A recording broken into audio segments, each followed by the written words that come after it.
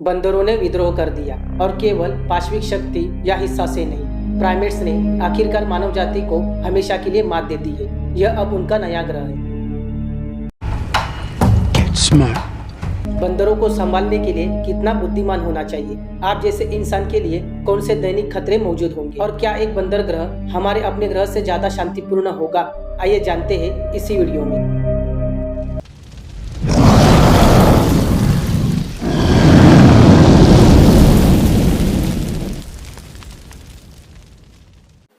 लाखों साल पहले प्राइमेट विभिन्न प्रजातियों में विकसित हुए।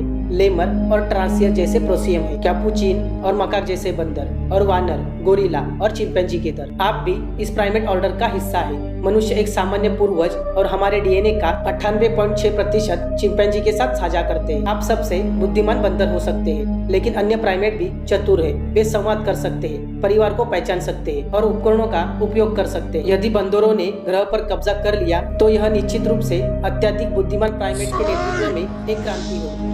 ये या तो ट्रांसजेनिक बंदर होंगे या ब्रेन इम्प्लांट के साथ बढ़ाए गए बंदर। यदि आप सोच रहे हैं पृथ्वी पर ट्रांसजेनिक बंदर क्या है, तो वे कृत्रिम रूप से बनाए गए बंदर हैं जो मानव जीन ले जाते हैं। अगर ये स्मार्ट पेन गैर संशोधित बंदरों की उच्च आबादी वाले क्षेत्रों में अनुसंधान सुविधा से बच गए तो यह हमारे लिए परेशानी का सबब बन सकता है।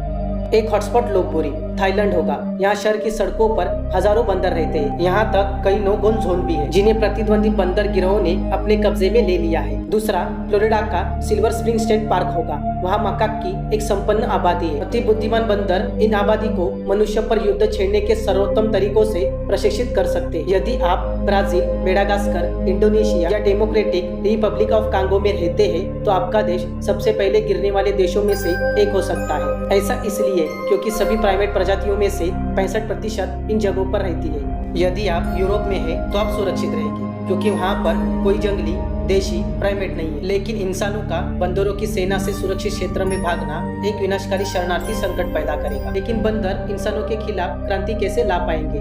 संचार उनकी रणनीति का एक महत्वपूर्ण हिस्सा होगा। सामाजिक भूमिकाओं को बुद्धि के विभिन्न स्तरों के आधार पर प्रत्यायोजित करना होगा। चिंपैंजी, गोरिल्ला और बोनोबो जैसे वानर सबसे चतुर है, इसलिए वे विद्रोह में प्रमुख भूमिका निभाएंगे।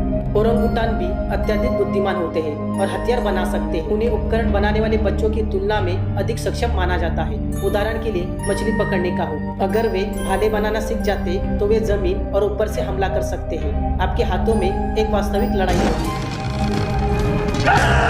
ओरंगुटान में एक और उल्लेखनीय क्षमता है। वे एकमात्र ज्ञात अमानवीय प्राइमेट है जो अतीत के बारे में संवाद कर सकते हैं। वे इस बौद्धिक कौशल का उपयोग हमें देखने के लिए करते थे और फिर हमारे जाने के बाद अन्य बंदरों को हमारी हरकतों का संकेत देते थे। बंदर दृश्य संकेतों, श्रवण कॉल और घ्राण संकेतों के साथ संवाद करेंगे। हमारे लिए बने रहना कठिन होगा और उनके तरीके सीखने में समय लगेगा। दुर्भाग्य से बंदर समाज उतना ही खतरनाक होगा जितना कि हमारा अपना, शायद इससे भी ज्यादा। चिंपैंजी को अन्य चिंपैंजी समूह के क्षेत्रों पर व्यवस्थित रूप से आक्रमण करने के लिए देखा गया है, इसलिए वे भोजन के लिए अन्य प्राइमेट को मार डालेंगे। 1974 में वैज्ञानिक डॉक्टर जेन गुडॉल ने अंतर समूह हिंसा देखी, जिसे उन्होंने एक ऐसे युद्ध के रूप में वर्णित किया जिसने एक पूरे समुदाय को नष्ट कर दिया। लेकिन अंक आपके पक्ष में होंगे।